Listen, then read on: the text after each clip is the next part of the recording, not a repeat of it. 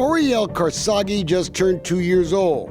His mother had to miss his birthday. Alyssa Karsagi also missed 3-year-old Etan's birthday. It's been more than 40 days since she's seen either of her own children. This is not about me. This is about these two beautiful boys and what's best for them, and I am genuinely concerned for their safety and their well-being. You can imagine these pictures have escalated her fear, repeated bruising, even some in very sensitive places for young boys. Alyssa's lawyer even complained to CPS, local police. Nothing happened. Since the boy showed up that way to court-supervised visitation, we asked the private detective charged with policing the visits if he had reported the bruises. Ken Ringo later resigned, just days after complaining that I was mean to him. Alyssa can now only see her children if she travels to Conroe and is willing to spend thousands of dollars, money she doesn't have. It is a war at this point. It is.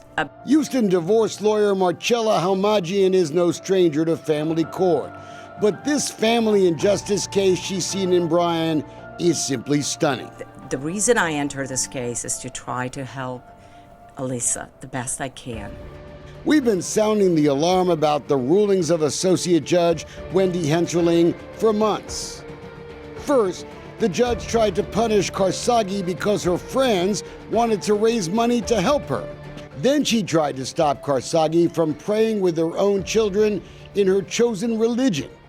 It's just wrong to silence a parent's right to free speech or freedom of religion.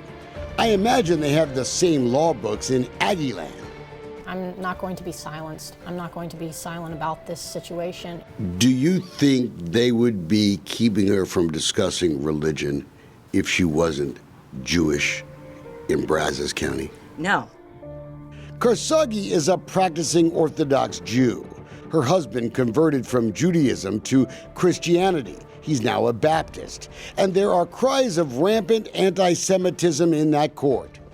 And as a Baptist, he is permitted to take his children, per his own testimony in the deposition, to a Baptist church. Yet she's not permitted to say the word Hashem.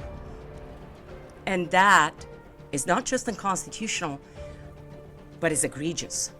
Judge Henscherling threw fire on the religious controversy, ruling first that Alyssa couldn't call her own children by their Hebrew nicknames, or even talk to them in Hebrew without an interpreter being there. 2 Houston area rabbis signed written declarations arguing the court ruling just wasn't right, quoting, "Praying in Hebrew is fundamental to our religious creed." There's a Yiddish word my Jewish grandmother used to tell me. My Jewish friends will know it well. It's the word bupkis. And for those of you who aren't Jewish or speak Yiddish, it's sort of like the same thing when a cow does number 2 in the pasture. Know what I mean? Chana Borman, the lawyer for Alyssa's husband, went after the rabbis, basically accusing them of lying.